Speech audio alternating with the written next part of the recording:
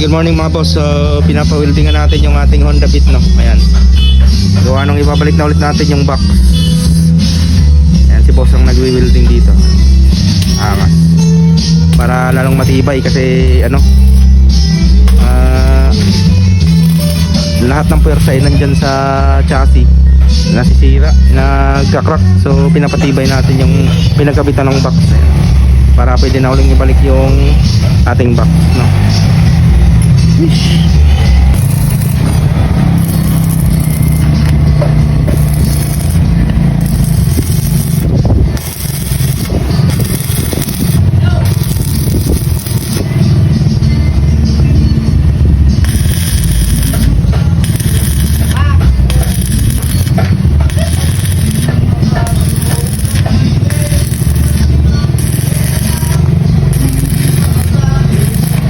Naputol pa, bibenta ko na.